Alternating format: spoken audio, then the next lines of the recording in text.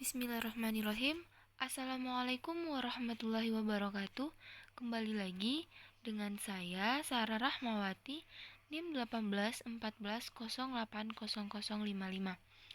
Nah, kali ini di mata kuliah metodologi penelitian, saya akan menjelaskan materi kita tentang bab 3.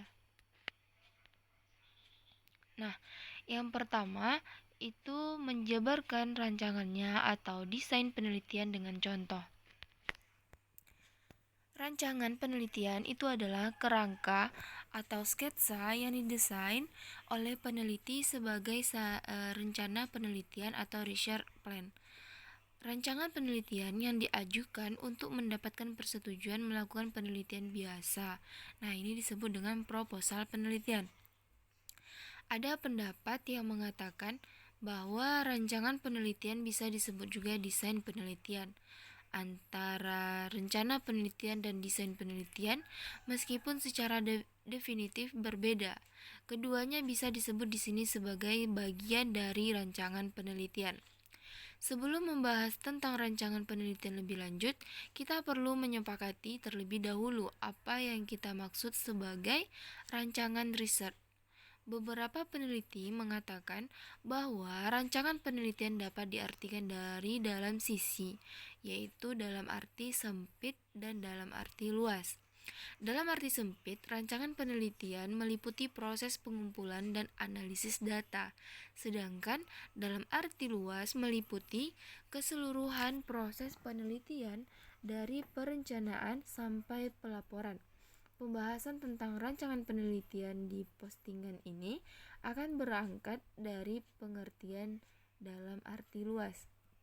Oleh karena definisi yang kita gunakan ini adalah definisi dalam arti luas, maka rancangan penelitian yang akan dipaparkan di sini akan meliputi kerangka riset secara keseluruhan. Nah, penjelasan ringkas ini akan menyertai masing-masing kerangka agar dapat membantu teman-teman dalam mendesain rancangan penelitian. Nah, kerangka rancangan penelitian ini meliputi yang pertama judul penelitian. Judul ini merupakan representasi paling singkat dari keseluruhan substansi penelitian. Pembuatan judul ini tidak harus di awal.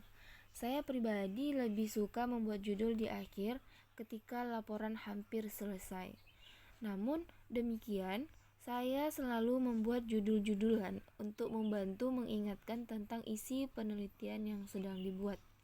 Sebenarnya ada beberapa tips membuat judul penelitian yang baik, sebagaimana yang dijelaskan di buku-buku, contohnya seperti terjangkau oleh kemampuan peneliti, menarik minat pembaca, menggugah rasa penasaran pembaca, relevan dengan isi, dan seterusnya. Nah, tips di postingan ini hanya satu, yaitu mempresentasikan isi. Pada prakteknya tidak mudah membuat judul. Tutorial cara membuat judul yang baik bisa jadi unfaedah jika pembaca tidak mencobanya sendiri. Membaca ulang, mencoretnya, membuat judul baru, mencoret lagi sampai merasa klik. Nah, saya berpendapat bahwa membuat judul penelitian lebih seperti melukis ketimbang menulis. Artinya, menulis judul ini adalah seni menemukan frase yang dirasa sesuai dengan substansi riset. Nah, kerangka yang kedua itu ada rumusan masalah. Pengertian super singkat rumusan masalah ini adalah kasus yang ingin diteliti dalam menyusun rumusan masalah. Peneliti biasanya mempertahankan suatu fenomena dan mendefinisikan fenomena tersebut sebagai masalah. Di mata orang lain, mungkin suatu fenomena sama sekali bukan sebuah masalah, namun di mata peneliti, apa yang ingin diteliti harus berupa masalah.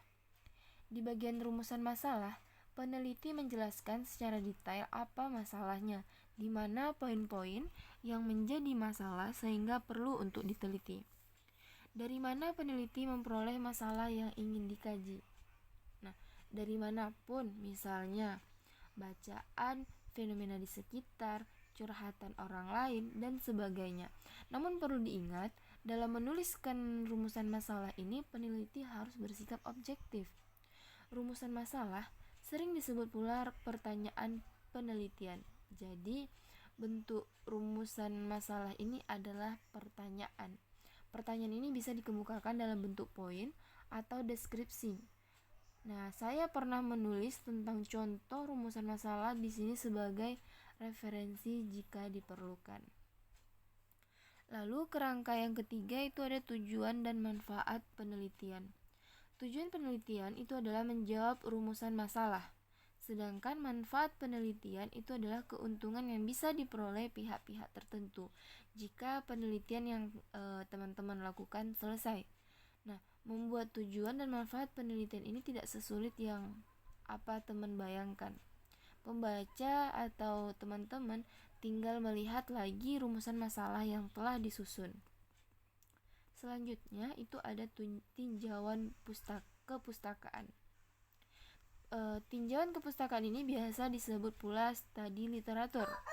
Pada kerangka ini, pembaca mencari, membaca, dan mereview bacaan yang relevan dengan topik penelitian. Tak jarang literatur yang relevan banyak jumlahnya. Pada kasus ini, pembaca harus menyeleksi mana yang lebih relevan, mana yang kurang relevan. Nah, tak jarang pula literatur yang dicari langka. Jika kelangkaan ini ditemukan setelah pencarian ekstensif dan melelahkan, pembaca bisa menuliskan di proposal bahwa studi tentang topik yang dibahas masih sedikit. Dibuktikan dengan minimnya literatur. Nah, kerangka selanjutnya itu ada hipotesis. Hipotesis diperlukan jika penelitian yang teman-teman lakukan menggunakan pendekatan kuantitatif. Hipotesis dirumuskan dari hubungan antara dua variabel atau lebih yang menjadi kesimpulan sementara dan perlu diuji. Beberapa peneliti lebih memilih untuk tidak menggunakan hipotesis. Kenapa? Karena dapat mengekang kebebasan peneliti di lapangan. Pilihan ini jamak diambil oleh peneliti kualitatif yang suka meninggalkan koper teorinya sebelum turun ke lapangan.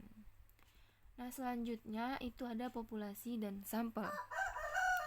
Bagian ini bisa disebut juga subjek penelitian atau partisipan. Peneliti perlu menjelaskan siapa saja partisipan dalam penelitian ini dan bagaimana cara mendapatkannya. Nah, pada penelitian sosial, pembahasan mengenai etika boleh ditulis di bagian ini. Subjek penelitian sosial adalah manusia. Oleh karenanya, aspek etika penting untuk dibahas, kecuali beberapa penelitian yang menggunakan pendekatan analisis wacana atau analisis posting di mana tidak melibatkan kontak dengan manusia sebagai subjek penelitian. Nah, kerangka selanjutnya yaitu variabel penelitian. Sama seperti bagian sebelumnya, variabel penelitian lebih akrab digunakan untuk riset kuantitatif yang memerlukan hipotesis. Riset kualitatif biasanya menggunakan istilah batasan, konsep, atau kerangka konseptual. Definisi antara konsep dan variabel memang berbeda. Variabel lebih detail dan bisa diukur ketimbang konsep. Namun, penelitian kualitatif biasanya diterapkan untuk menggali fenomena-fenomena yang tidak mudah diukur. Nah, selanjutnya, metode pengumpulan data. Nah, metode pengumpulan data ini yang diterapkan harus mampu menjawab rumusan masalah.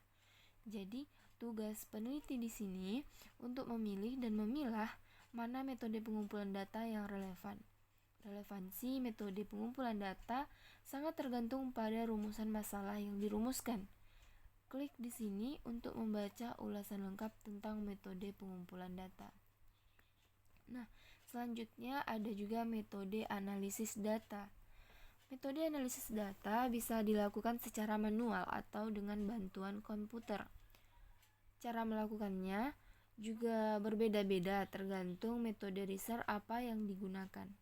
Riset kuantitatif seringkali menerapkan metode analisis yang berbeda dengan riset kualitatif.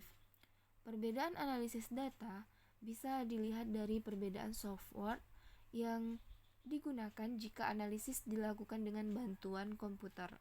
Lebih detail, teman-teman bisa melihat dengan teknik analisis data. Lalu yang terakhir itu ada penulisan laporan.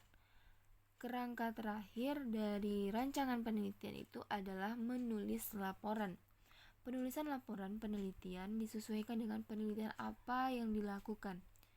Jika penelitian skripsi, maka penulisan laporan harus sesuai dengan skripsi, bukan tesis atau lainnya. Lalu, format laporan penelitian pada prinsipnya sesuai dengan kerangka yang menjadi rancangan penelitian. Jadi, ketika pembaca sedang membuat rancangan penelitian, sebenarnya pembaca juga sedang menyusun kerangka laporan penelitian. Nah, selanjutnya menjabarkan populasi dan responden penelitian dengan contoh. Populasi atau population menurut bahasa sama dengan penduduk atau orang banyak, bersifat umum atau universal. Dalam penelitian, populasi ini adalah keseluruhan objek penelitian berupa manusia, gejala, benda, pola sikap, tingkah laku, dan sebagainya yang menjadi objek penelitian. Populasi adalah himpunan keseluruhan karakteristik dari objek yang diteliti. Dalam buku S. Margono tahun 1997 berkaitan dengan batasan populasi dapat dibedakan atas dua hal. Yang pertama, populasi terbatas atau populasi terhingga, yaitu populasi yang memiliki batas kuantitatif secara jelas karena memiliki karakteristik yang terbatas. Misalnya, 5 juta orang guru SMA pada awal tahun 1985 dengan karakteristik pada masa kerja 2 tahun, lulusan program strata 1 dan lain-lain.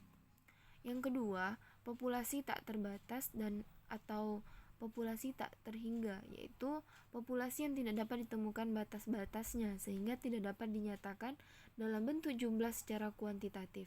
Misalnya, guru di Indonesia yang berarti jumlahnya harus dihitung sejak guru pertama ada sampai sekarang. Nah, dan yang akan datang.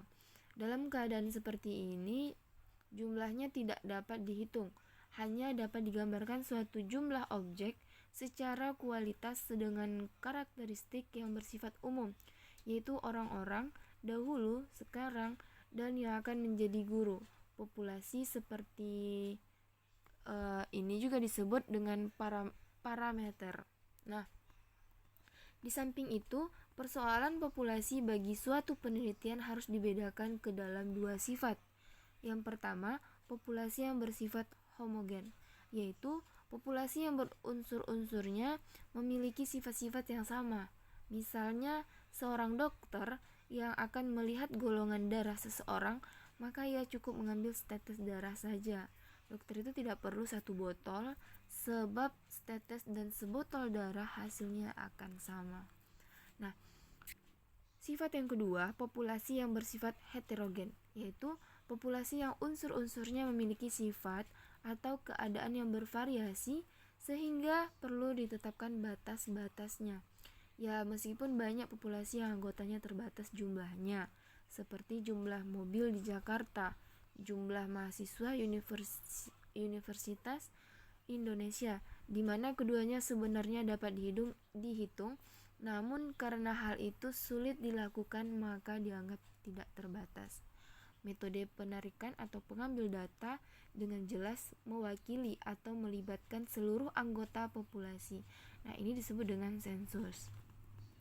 Lalu, seorang peneliti meskipun mengetahui bahwa metode sensus ini akan banyak memerlukan pemikiran, memakan waktu yang lama, serta relatif mahal, namun tetap melakukan sensus. Hal ini disebabkan karena untuk ketelitian, sumber bersifat heterogen, dan juga pada saat apabila menghadapi sumber informasi yang bersifat heterogen di mana sifat dan karakteristik masing-masing sumber sulit untuk dibedakan, maka lebih baik digunakan metode sensus.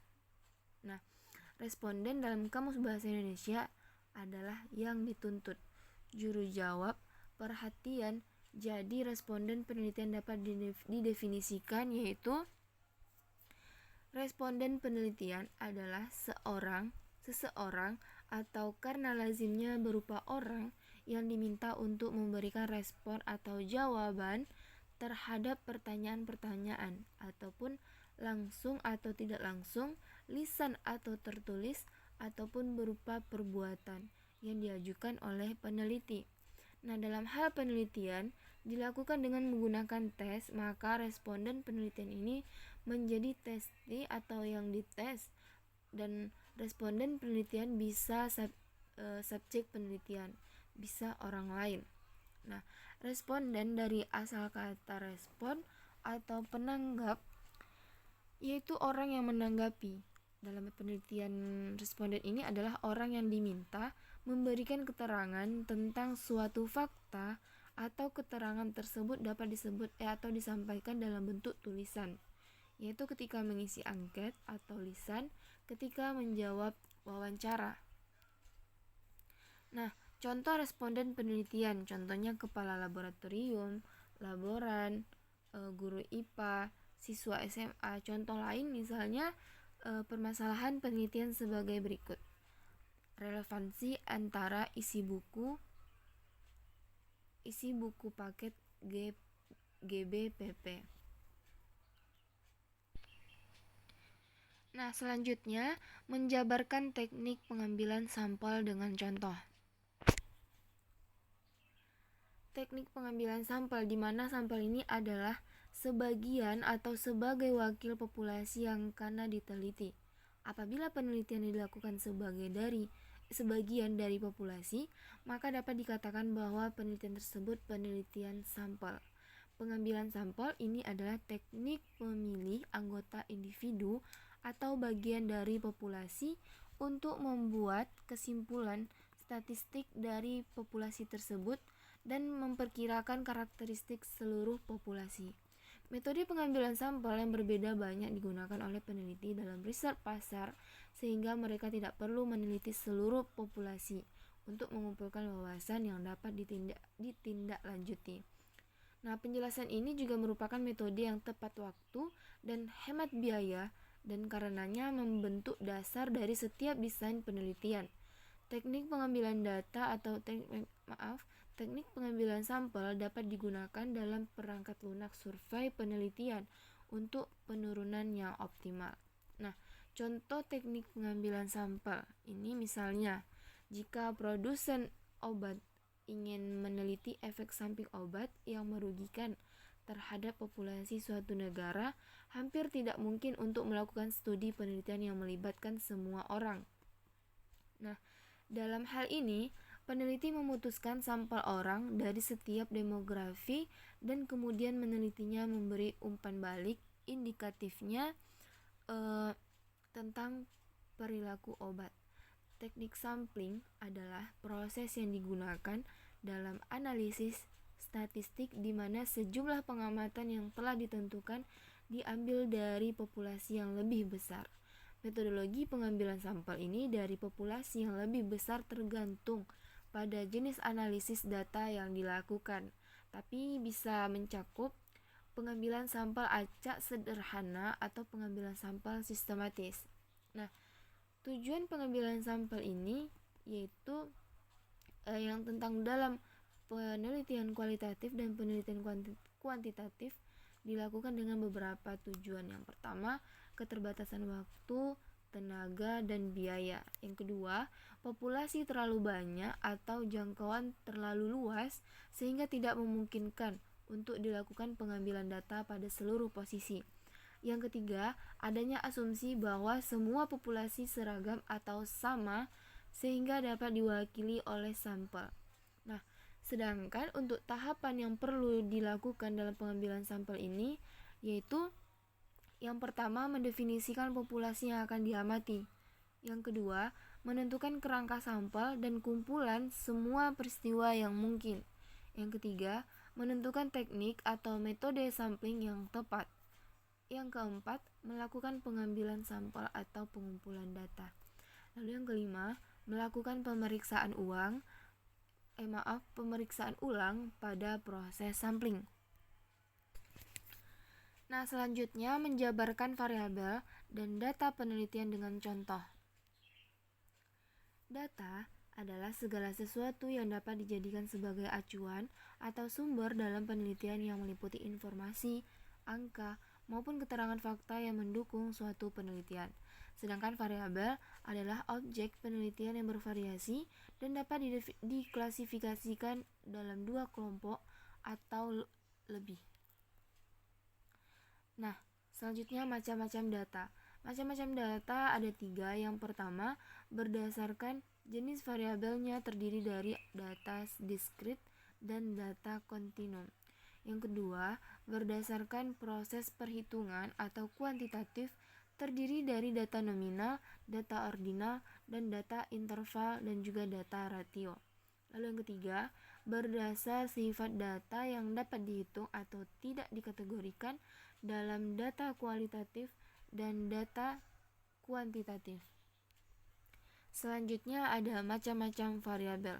Nah, di sini yang pertama, menurut hubungan variabel satu dengan variabel yang lain, variabel dikategorikan dalam variabel independen atau bebas, variabel dependen atau terikat, variabel moderator, variabel interfering, dan variabel kontrol. Nah, yang kedua, menurut segi kuantifikasi, variabel dikelompokkan dalam variabel nominal, variabel ordinal, variabel interval, dan variabel rasio. Lalu yang ketiga, menurut sifatnya, variabel dibedakan menjadi variabel statistik dan variabel dinamis. Selanjutnya, kegunaan data dan variabel dalam penelitian. Nah, yang pertama, kegunaan data. Dalam kegunaan data ini, di dalam penelitian mengikuti pada jenis dan data yang digunakan. Sumber dan jenis data meliputi kata-kata dan tindakan. Sumber tertulis, foto, dan data statistik. Sumber data tersebut berfungsi sebagai bukti untuk pengujian penelitian, sebagai sumber data yang stabil sesuai dengan konteks penelitian. Hasil pengkajian isi akan membuka kesempatan lebih untuk memperluas tumbuhnya pengetahuan terhadap sesuatu yang diselidiki, dan sebagai deskriptif yang sering digunakan untuk menelaah segi-segi subjektif dan hasilnya sering dianalisis secara induktif. Nah, yang kedua, kegunaan variabel. Kegunaan variabel dalam penelitian mengikuti pada jenis variabel yang digunakan dalam penelitian. Variabel bebas ini berfungsi untuk mengetahui pengaruhnya terhadap variabel lain. Variabel tergantung berfungsi untuk mengetahui pengaruh dari variabel bebas. Variabel moderator berfungsi untuk memberi pengaruh hubungan antara variabel bebas dengan variabel tergantung. Variabel kontrol berfungsi untuk menetralkan pengaruhnya terhadap variabel tergantung, dan variabel antara merupakan variabel yang tidak dapat diamati dan diukur serta tidak disebut dalam kajian operasional, namun disebutkan keberadaannya dalam kajian teoretik. Nah, selanjutnya menjelaskan bentuk-bentuk instrumen penelitian dengan contoh. Instrumen penelitian adalah alat bantu yang digunakan dalam metode pengambilan data oleh peneliti untuk menganalisa hasil penelitian yang dilakukan pada langkah penelitian sosial selanjutnya. Nah, pada prinsipnya, instrumen penelitian ini memiliki ketergantungan dengan data-data yang dibutuhkan. Oleh karena itulah, setiap penelitian memilih instrumen penelitian yang berbeda antara satu dengan yang lainnya. Nah, selanjutnya ada jenis instrumen penelitian. Ada 5 jenis instrumen penelitian. Yang pertama, kuesioner atau angket. Nah, kuesioner ini adalah alat pengumpulan data yang pertama dalam instrumen penelitian. Kuesioner ini identik dengan penelitian kuantitatif karena data yang diberikan kepada informasi adalah data yang ada jawaban terbuka dan tertutup. Jenis pertanyaannya yang ada dalam kuesioner ini adalah jenis pertanyaan yang dibutuhkan dalam laporan penelitian. Nah, contoh dari kuesioner ini dalam instrumen penelitian adalah kuesioner dalam instrumen penelitian ini misalnya saja dalam kasus penelitian survei atau sensus yang dilakukan oleh lembaga daerah dan lembaga-lembaga atau perusahaan swasta yang ingin mendapatkan data primer. Kemudian dikembangkan dalam bentuk angket yang membutuhkan jawaban dari pewawancara. Nah, yang kedua, wawancara.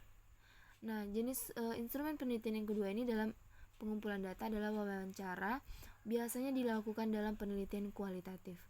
Wawancara terstruktur ataupun wawancara tidak terstruktur ini memiliki tingkat kemudahan sendiri dibandingkan dengan kuesioner, karena jika wawancara tidak melakukan perhitungan secara statistika, meskipun begitu kelemahan yang ada dalam wawancara membutuhkan waktu penelitian yang relatif lama dibandingkan dengan penelitian menggunakan angket. Contohnya, penelitian yang menggunakan teknik wawancara ini misalnya menyikapi tentang pendidikan yang dipengaruhi oleh perubahan sosial lantaran seorang siswa atau pelajar melakukan pencatatan dengan memotret penggunaan handphone.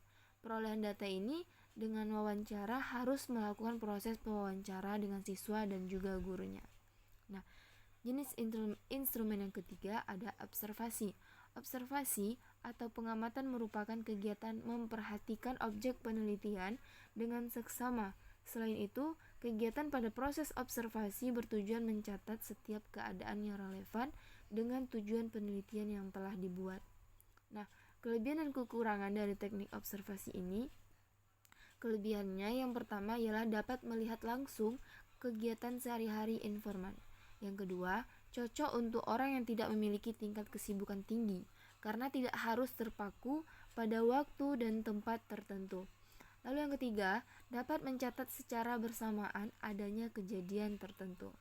Nah, ada juga kekurangannya, yaitu yang pertama dapat menimbulkan perilaku atau sikap yang berbeda dengan perilaku sehari-hari karena merasa diamati.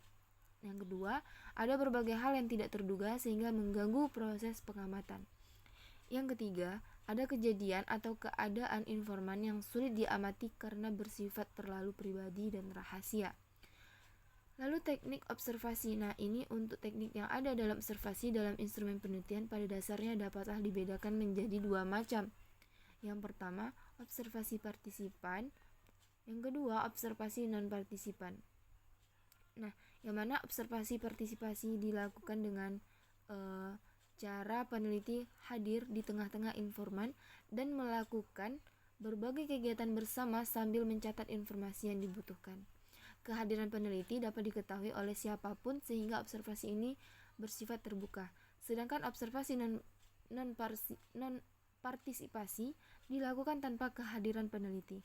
Bahkan mungkin responden tidak menyadari proses pengamatan tersebut. Observasi dilakukan dengan jarak jauh atau antara peneliti dan informan yang berbeda tempat. Nah, selanjutnya itu ada dokumentasi. Cara lain untuk dapat memperoleh data dan responden dan informan ini adalah menggunakan dokumentasi. Dengan dokumentasi, peneliti memperoleh informan dan berbagai macam sumber informasi tersebut antara lain tempat tinggal, alamat, dan latar belakang pendidikan. Nah, kelebihan dan kekurangan dokumentasi ini, yang pertama kelebihannya itu ialah memberikan gambaran berbagai informasi tentang informan pada waktu lampau yang direkam atau didokumentasikan. Yang kedua, menyajikan informasi mengenai hubungan informasi pada masa lampau dengan kondisi sekarang. Nah, yang ketiga, merekam berbagai jenis data tentang informan atau responden seperti identitas responden, identitas orang tua responden, keadaan dan latar belakang keluarga responden, lingkungan sosial, data psikis, prestasi belajar, data pendidikan, dan data kesehatan jasmani. Nah, adapun juga kekurangan yang terdapat dalam instrumen penelitian dengan metode dokumentasi ini, yang pertama, memerlukan validitas dokumentasi untuk mengetahui keabsahan dokumentasi. Yang kedua, dokumentasi terkadang tidak lengkap sehingga dapat menyesatkan peneliti. Nah, sumber dokumen ini yang ada di dalam pengambilan dalam instrumen penelitian pada umumnya dibedakan menjadi 4. Yang pertama, dokumen resmi, dokumen tidak resmi, dokumen primer, dan juga dokumen sekunder. Nah, Jenis instrumen penelitian yang terakhir yaitu tes. Tes sebagai instrumen penelitian khususnya dalam pengumpulan data, penelitian merupakan serangkaian pertanyaan yang digunakan untuk mengukur keterampilan, pengetahuan, intelijensi, kemampuan, dan bakat. Macam-macam instrumen penelitian tes ini, yang pertama ada tes kepribadian, yaitu tes yang digunakan untuk mengungkap kepribadian seseorang. Yang kedua, tes bakat, yaitu tes yang digunakan untuk mengukur atau mengetahui bakat seseorang. Yang ketiga, tes prestasi, yaitu tes yang digunakan untuk mengukur pencapaian seseorang dalam bidang tertentu, misalnya akademik. Nah, yang keempat, tes intelijensi, yaitu tes yang digunakan untuk membuat penaksiran tingkat intelektual seseorang. Nah, yang kelima, tes sikap, yaitu tes yang digunakan untuk mengukur kecenderungan sikap seseorang. Nah, selanjutnya langkah-langkah menyusun instrumen penelitian. Langkah yang dipergunakan dalam penyusunan instrumen penelitian sebenarnya bisa dikatakan sudah susah dan gampang. Akan tetapi, dalam kepastiannya, penyusunan instrumen penelitian yang utamanya adalah mengkaji secara teoritik tentang substansi penelitian yang akan diukur. Menurut Iskandar tahun 2008, yang diperlukan dalam penyusunan instrumen penelitian ini yang pertama, memberikan pengulasan mengenai variabel penelitian yang diambil. Yang kedua, memberikan penjelasan mengenai variabel kepada subdimensi dalam penelitian. Yang ketiga, mendapatkan indikator dari setiap subdimensi yang dijelaskan. Yang keempat, melakukan deskripsi terhadap kisi instrumen dalam penelitian. Yang kelima, melakukan perumusan pertanyaan atau pernyataan. Yang keenam, membuat dan merancang petunjuk pengisian terhadap alat instrumen penelitian, baik kuesioner, wawancara penelitian, dan lain sebagainya. Selanjutnya, membuat instrumen online untuk penelitian deskriptif dan korelasi. Nah, cara membuat kuesioner dan survei online, di sini saya membuat contoh membuat kuesioner dan survei online di Google Form. Nah, yang pertama, di sini ada 7 langkah membuat kuesioner dan survei online melalui Google Forms. Yang pertama, buka situs web Google Form di alamat forms.google.com dan pelajari tool atau alat yang tersedia. Pengguna langsung dihadapkan oleh formulir kerja yang mudah dimengerti, sehingga tinggal mengimplementasikan kerangka kuesioner yang telah dibuat sebelumnya. Lalu yang kedua, isi judul kuesioner, help text, tipe kuesioner, dan opsi yang tersedia atau bila ada. Lalu yang ketiga, untuk menambah pertanyaan baru, pengguna dapat mengklik menu add item, kemudian pilih salah satu opsi yang diberikan. Jenis pertanyaan kuesioner bisa berupa teks, paragraf, pilihan ganda, box, tercentang, dan pilih dari daftar. Nah, yang keempat, jika menginginkan form kuesioner yang lebih menarik, maka dapat melakukan kustomisasi tema melalui fitur Change Themes. Pilih salah satu tema yang disukai. Tema terpilih masih bisa diubah dengan cara klik Customize untuk diatur headernya, termasuk jenis dan ukuran huruf. Nah, langkah yang kelima, from hasil kustomisasi bisa dilihat melalui menu View Live From. Nah, langkah yang keenam, tambah atau kurangi pertanyaan pada kuesioner sesuai kebutuhan atau kerangka yang telah dibuat. Setelah selesai, pengguna dapat berbagi formulir kuesioner melalui blog, forum, milis, dan sebagainya. Ada 3 menu untuk membagikan form yang telah dibuat, yaitu send from, download as, dan embed. Nah, langkah yang terakhir itu untuk melihat hasil kuesioner, pengguna dapat masuk kembali ke Google Form dan buka form bersangkutan. Hasil dapat dilihat di menu View Responses. Google Form ini sangat bermanfaat bagi teman-teman yang sedang melakukan research dan menggunakan kuesioner atau survei online sebagai salah satu metode pengumpulan data.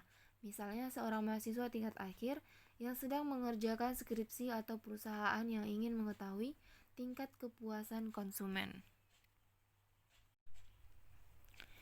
Nah, selanjutnya membuat instrumen online untuk penelitian R&D. Nah, di sini saya membuat contoh dengan merancang games. Yang pertama, tulis deskripsi dasar. Nah, masukkan fitur dan apa saja yang teman-teman ingin pemain itu capai. Sangat bagus untuk memiliki garis dasar mengenai apa yang ingin teman-teman lakukan dengan game teman-teman secara tertulis agar teman-teman bisa melihat sambil mengerjakannya. Nah, yang kedua, gambar beberapa sketsa. Gambar rancangan dasar layar seperti yang teman-teman inginkan. Ini tidak harus begitu detail, namun teman-teman setidaknya memiliki ide mengenai di mana berbagai elemen akan diletakkan di layar. Nah, ini akan sangat berguna nantinya saat teman-teman mulai membangun intervensi untuk game teman-teman.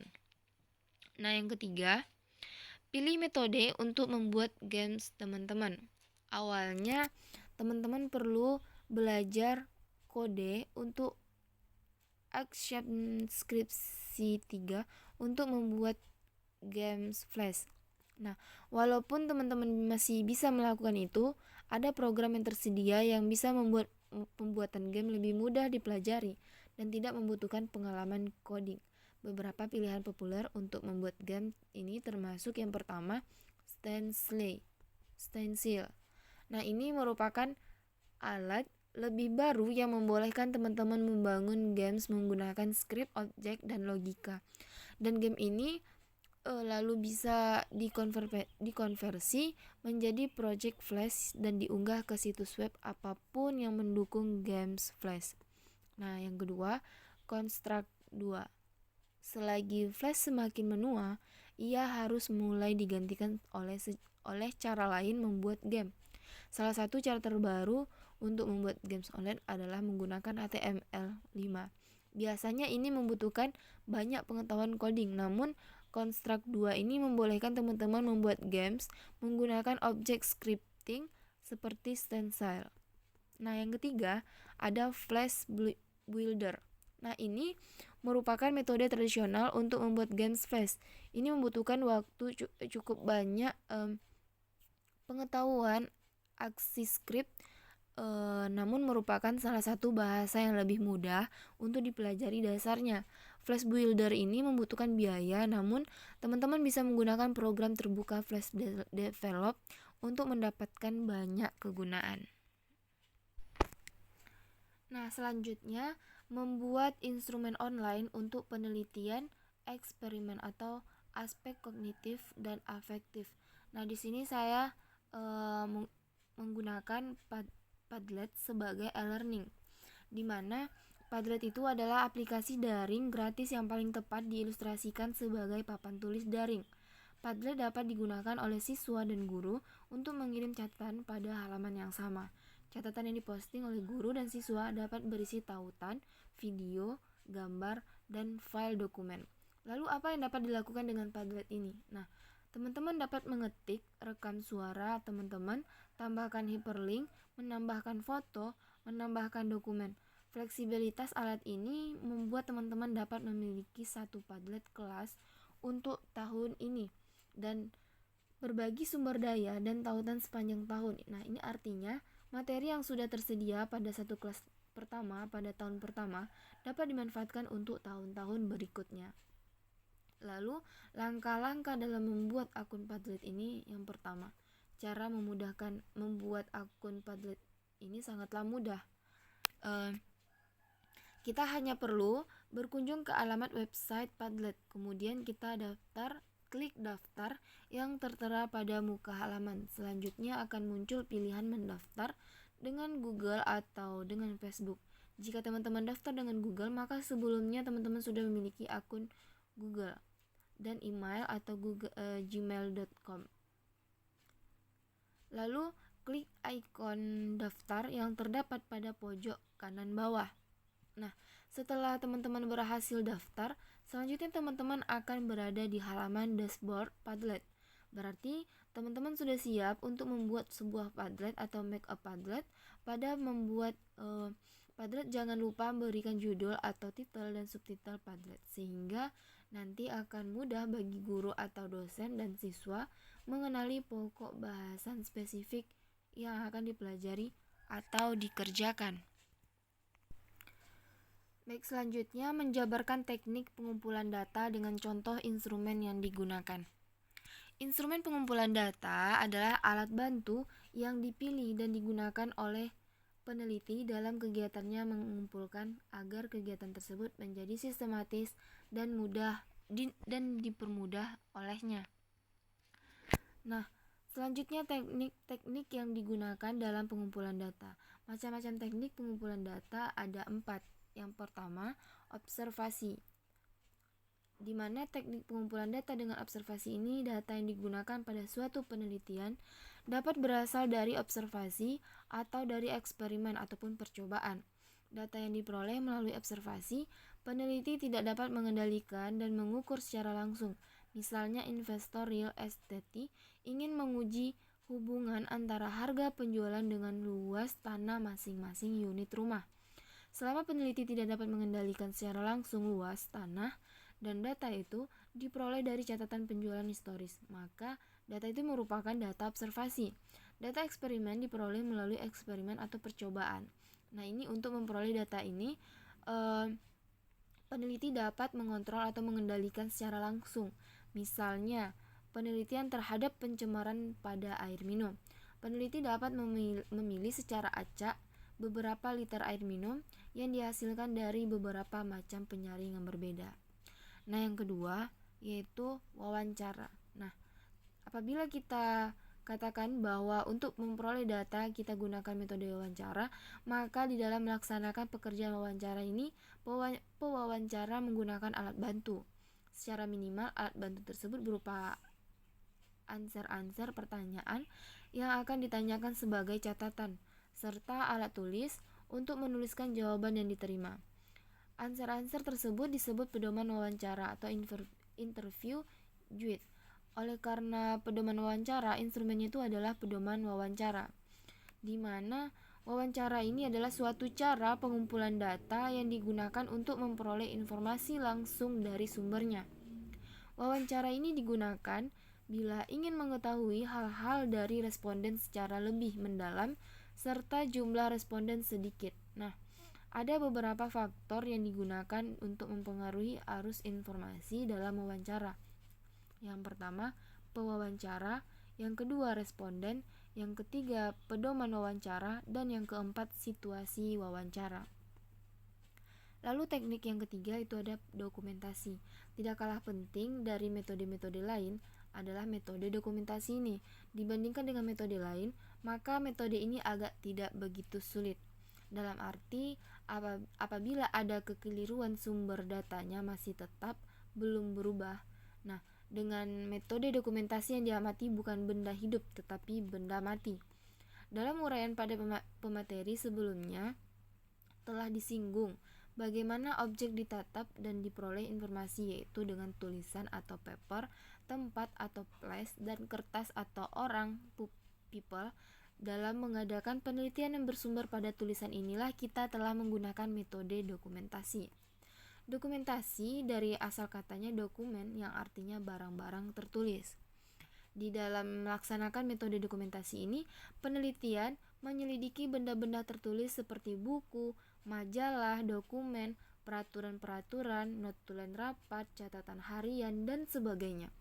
Dokumentasi adalah ditujukan untuk memperoleh data langsung dari tempat penelitian, meliputi buku-buku yang relevan, peraturan-peraturan, laporan kegiatan, foto-foto, film dokumenter, data yang relevan penelitian. Nah, yang terakhir itu ada triangulasi. Dalam teknik pengumpulan data, triangulasi ini diartikan sebagai teknik pengumpulan data yang bersifat menggabungkan dari berbagai data dan sumber data yang telah ada. Triangulasi teknik berarti peneliti menggunakan observasi partisipatif, wawancara mendalam, dan dokumentasi untuk sumber data yang sama secara serempak. Nah, triangulasi Triangulasi sumber ini berarti untuk mendapatkan data dari sumber yang berbeda-beda dengan teknik yang sama. Tujuan penelitian kualitatif memang bukan semata-mata mencari kebenaran, tetapi lebih pada pemahaman subjek terhadap dunia sekitarnya. Dalam memahami dunia sekitarnya, mungkin apa yang dikemukakan informan salah, karena tidak sesuai dengan teori, tidak sesuai dengan hukum. Nah, oleh karena itu, dengan menggunakan teknik triangulasi dalam pengumpulan data, maka data yang diperoleh akan lebih konsisten, tuntas, dan pasti. Dengan triangulasi lebih meningkatkan kekuatan data bila dibandingkan dengan satu pendekatan. Nah, selanjutnya menjabarkan teknik pengolahan data secara deskriptif dengan contoh. Pengolahan data adalah suatu proses dalam memperoleh data ringkasan atau angka ringkasan dengan menggunakan cara-cara ataupun rumus-rumus tertentu. Nah, ini menurut Hasan tahun 2002. Nah, yang termasuk dalam proses pengolahan data secara singkat dapat disebut yang pertama ada verifikasi, yang kedua pengorganisasian data, yang ketiga pencarian kembali, yang keempat transformasi, yang kelima penggabungan, yang keenam pengurutan, yang ketujuh perhitungan atau kalkulasi, yang kedelapan ekstraksi data untuk membentuk informasi, dan yang terakhir pembentukan pengetahuan.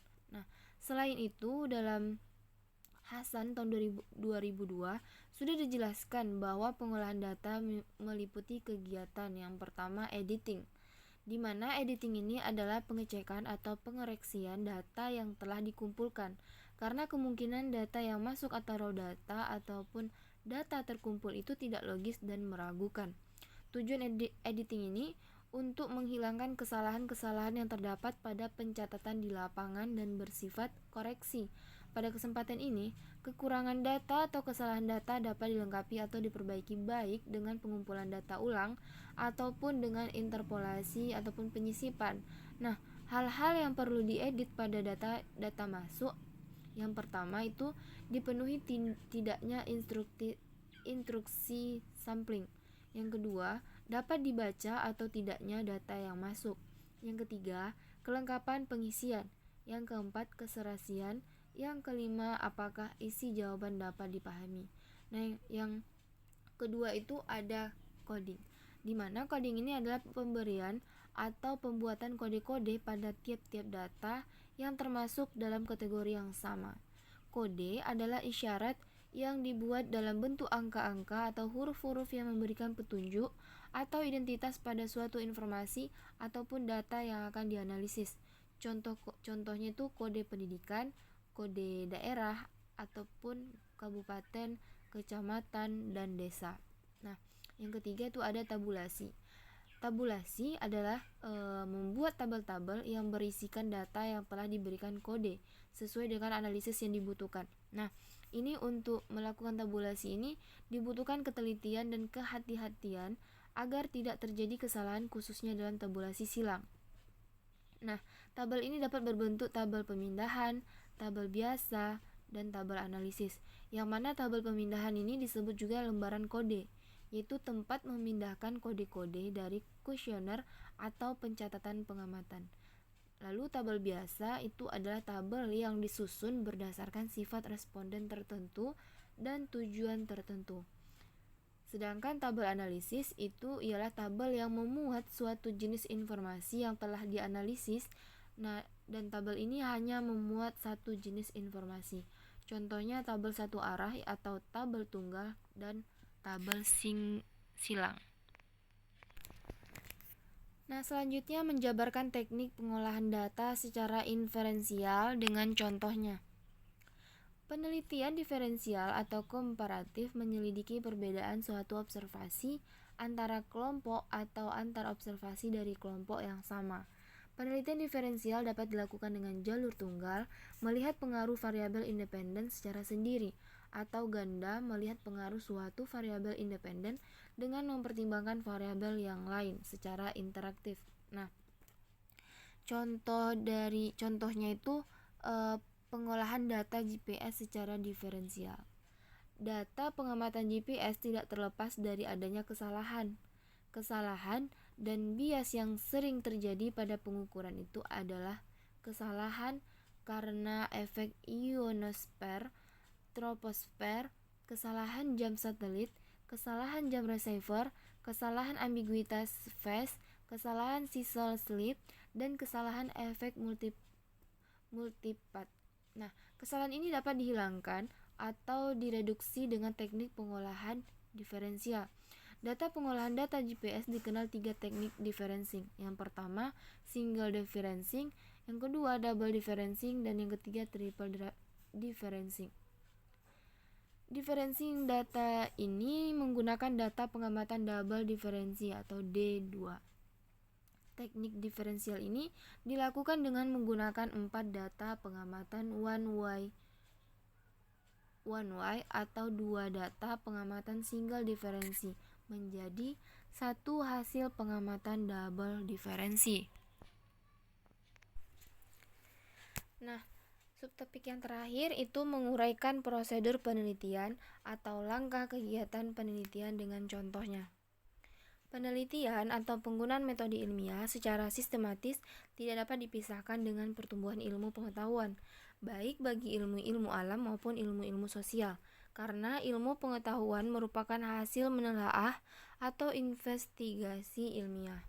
Tanpa adanya penelitian, pengetahuan tidak akan bertambah maju, padahal pengetahuan adalah dasar semua tindakan dan usaha. Jadi, penelitian sebagai dasar untuk meningkatkan pengetahuan harus diadakan agar meningkat pula pencapaian usaha-usaha manusia. Nah, di sini ada 3 persyaratan penting dalam mengadakan kegiatan penelitian. Yang pertama, sistematis, yang kedua, berencana, yang ketiga, mengikuti konsep ilmiah. Selanjutnya, langkah-langkah penelitian yang diajukan. Yang pertama, itu ada memilih masalah. Nah, langkah yang pertama ini, besar maupun kecil, sedikit maupun banyak, setiap orang mesti memiliki masalah. Hanya saja berbeda, dan berbedanya itu ada masalah yang dapat seketika diatasi, tetapi ada pula yang memerlukan penelitian. Akan tetapi, ada masalah penelitian yang tidak dapat dipecahkan melalui penelitian, karena berbagai sebab, antara lain karena tidak tersedia datanya. Nah, memilih masalah bukanlah pekerjaan yang terlalu mudah, terutama bagi orang-orang yang belum banyak berpengalaman meneliti.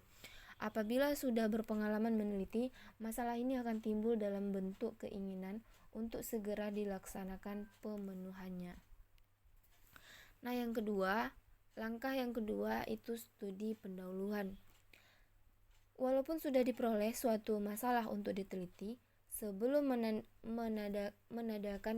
mengadakan penelitian yang sesungguhnya, peneliti mengadakan suatu studi pendahuluan, yaitu menjaga kemungkinan diteruskannya pekerjaan meneliti. Profesor Dr. Winarno Surahmat menyebutnya sebagai studi eksploratory.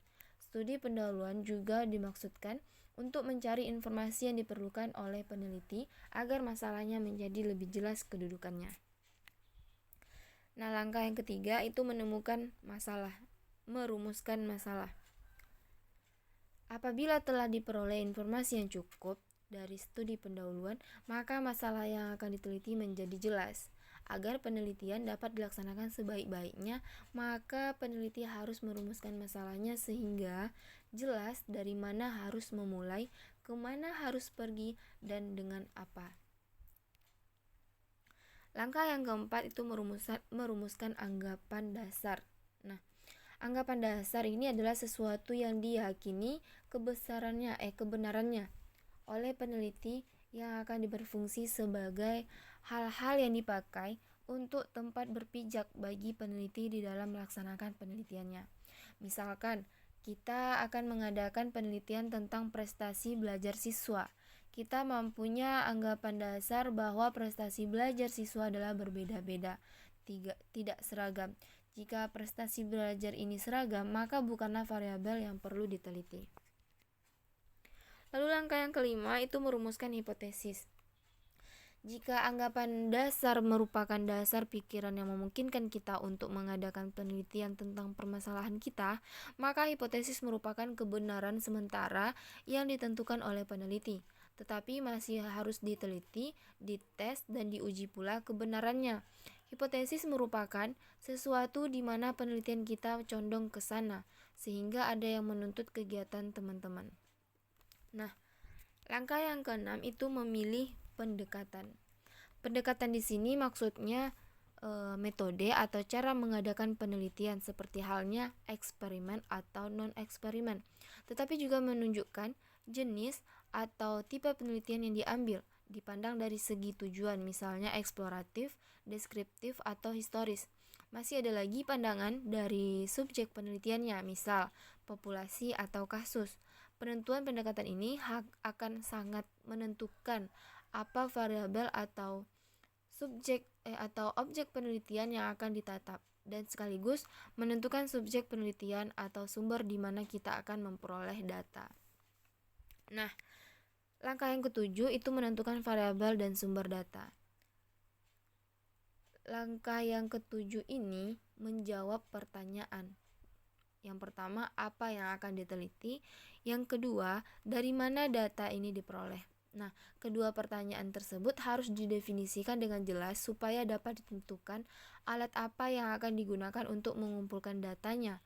Kedua langkah ini dilakukan secara bersamaan karena begitu peneliti menyebutkan satu macam apa yang akan ditelitinya, sebaiknya juga menentukan dari mana data untuk variabel tersebut harus diperoleh. Disarankan menggunakan matriks. Nah, langkah yang selanjutnya itu menentukan dan menyusun instrumen. Setelah peneliti mengetahui pasti adanya yang akan diteliti dan dari mana data bisa diperoleh, maka langkah selanjutnya adalah menentukan data dengan apa data akan dikumpulkan. Nah, hal ini sangat bergantung dari jenis data dan dari data mana yang diperoleh. Contohnya data tingkah laku siswa tentu hanya dapat diperoleh dari guru yang bergaul sehari-hari dengan siswa melalui interview maupun kuesioner. Nah, langkah selanjutnya itu mengumpulkan data. Apabila peneliti sudah menentukan data apa saja yang akan dikumpulkan, dari mana data diperoleh dan dengan cara apa, maka dirinya sendiri sudah mengetahui maupun orang lain yang akan membantu.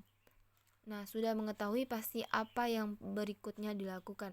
Mengumpulkan data ini merupakan pekerjaan yang sukar, karena apabila diperoleh data yang salah, kesimpulannya pun juga ikut salah sehingga hasil penelitiannya menjadi palsu. Nah, selanjutnya itu ada analisis data. Data mentah yang dikumpulkan oleh para peneliti akan ada gunanya setelah dianalisis. Analisis dalam penelitian ini merupakan bagian dalam proses penelitian yang sangat penting, karena dengan analisis inilah data yang akan nampak manfaatnya, terutama dengan memecahkan masalah penelitian dan mencapai tujuan akhir penelitian. Tujuan menganalisis data tidak seberat mengumpulkan data, baik dari segi tenaga maupun pertanggungjawabannya. Akan tetapi, menganalisis data membutuhkan ketekunan dan pengertian terhadap jenis data. Nah, jenis data akan menuntut teknik analisis data. Misalnya, hubungan data nominal tidak dapat dianalisis dengan teknik korelasi product moment, tetapi sesuai bila dianalisis dengan teknik Si-kuadrat. Demikian pula dengan jenis data yang lain. Nah, selanjutnya ada langkah menarik kesimpulan. Langkah yang ke-11 ini sebenarnya sudah bisa dibilang langkah terakhir dalam kegiatan penelitian. Pekerjaan meneliti telah selesai, sehingga peneliti tinggal mengambil konklusi dari hasil pengolahan data, dicocokkan dengan hipotesis yang telah dirumuskan, sesuaikan data yang terkumpul dengan hipotesis atau dugaan peneliti yang sebelumnya. Nah, disinilah peneliti bisa merasa lega karena hipotesisnya terbukti, atau kecewa karena tidak terbukti. Yang harus dimiliki peneliti ini adalah kejujuran. Dalam menarik suatu kesimpulan penelitian, ia tidak boleh mendorong atau mengarahkan agar hipotesisnya terbukti. Tidak terbuktinya suatu hipotesis ini bukanlah suatu pertanda bahwa apa yang dilakukan oleh peneliti itu salah dan harus mempunyai tanggung jawab terhadap penelitiannya. Nah, langkah yang terakhir yaitu menyusun laporan. Dalam kehidupan sehari-hari, sering kita lihat contoh adanya penemuan-penemuan, tetapi ada kalanya penemuan itu bukan dari pekerjaan peneliti. Penemuan itu didapat karena coba-coba dan setelah dirasakan manfaatnya, lalu langsung digunakan tanpa sempat dituliskan dalam bentuk laporan. Nah, kegiatan penelitian menuntut agar hasilnya disusun, ditulis dalam bentuk laporan penelitian agar hasilnya diketahui orang lain, serta prosedurnya pun diketahui orang lain sehingga dapat mengecek kebenaran pekerjaan penelitian tersebut. Nah, di dalam menulis laporan penelitian, kita seperti sedang bercerita agar apa yang kita ceritakan dapat dipahami oleh pembaca. Maka harus diperhatikan persyaratan-persyaratan tertentu. Tentu saja penulisan laporan penelitian berbeda dengan aturan menulis cerita novel ataupun sejarah. Nah, penelitian ini adalah suatu kerja ilmiah, maka laporan yang dibuat harus mengikuti aturan-aturan penulisan karya ilmiah.